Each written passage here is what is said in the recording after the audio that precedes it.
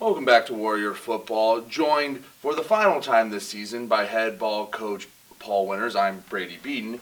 Coach, first of all, thanks for talking with me every week. I know sometimes during a tough season, I'm not always the face you want to see on Tuesday, and I just want to say thank you for taking the time and joining me. But coming into the final week, let's, as we always do, start with the previous week against Grand Valley. For about 15-20 minutes, kids played really well. Then the wheels kind of fell off. Talk about what you saw happen and when you went back and looked at the film.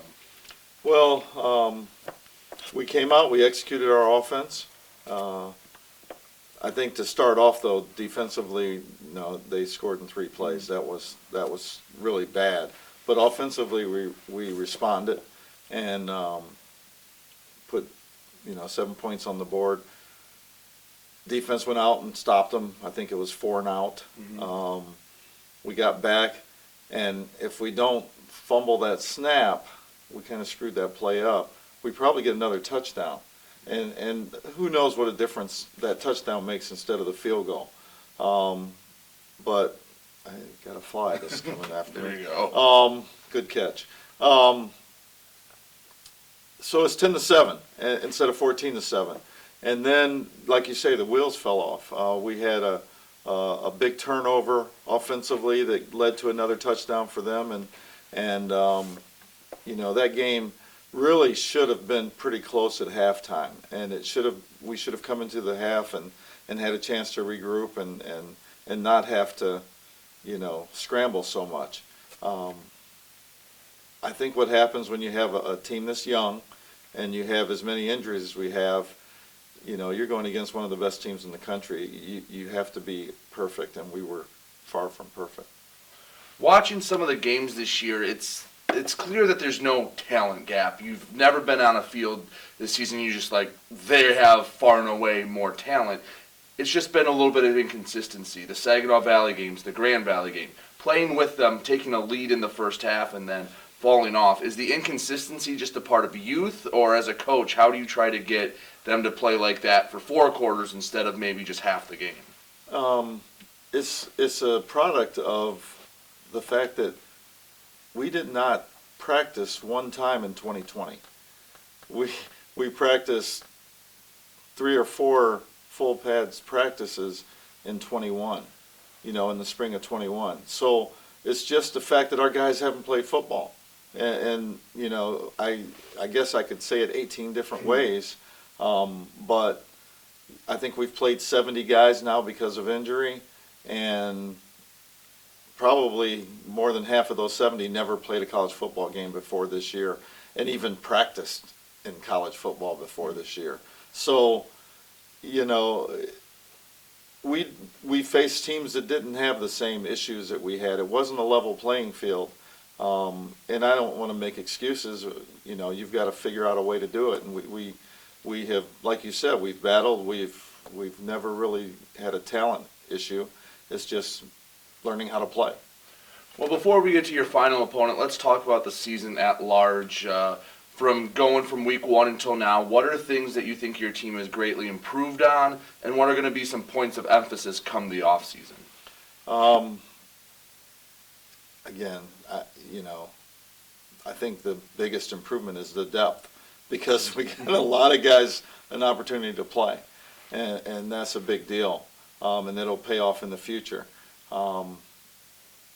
When we get a guy who just broke the school rushing record back, that'll make a difference. When we get a quarterback who was on his way to breaking the school passing record back, that'll make a difference. So all these talented young men have experience now. The experience that they gained this year, good and bad, is going to make a huge difference in the future. What we'll be is more disciplined, we'll be tougher, we'll be stronger. All the things that we didn't do in 2020, we'll do in 2021-22. So we'll be a better football team. It does remind me of one thing you always preach, the seed of equivalent benefit. And I remember back in 2018, battled a lot of injuries. A lot of guys got playing time that maybe you weren't expecting to. The flip side of that, come 2019, A lot of those guys were battle tested and knew what to expect when their number was called. Absolutely, absolutely, and I'm glad you've learned your lessons well. I appreciate that. That's what we're expecting. Now, as a coach, you've got to do the best you can to prepare them for the tough battles ahead. So winter conditioning might be a little tougher than normal. You know how that goes. But ultimately, we've got a good group of young men who stuck together, who have great attitudes, and they're going to come back stronger than ever. Well, tough battle is definitely what you have in front of you Saturday. Ferris State, you know what they are. They have been atop the GLIAC for basically the past half decade now. Talk to me about what the Bulldogs are and what you need to do as a team to go up to Big Rapids and surprise a lot of people. We need to go and produce a few miracles. They're a great football team. Watching them on tape is as impressive as they've ever been. They're athletic and strong and physical on defense. They're fast and they make plays on offense. They're well coached. It's kind of the total package. They're the number one team in the country for a reason. I know we kind of joke about it sometimes, but that trip to Big Rapids, duration, it doesn't really take that long, but it feels like it takes 7 hours.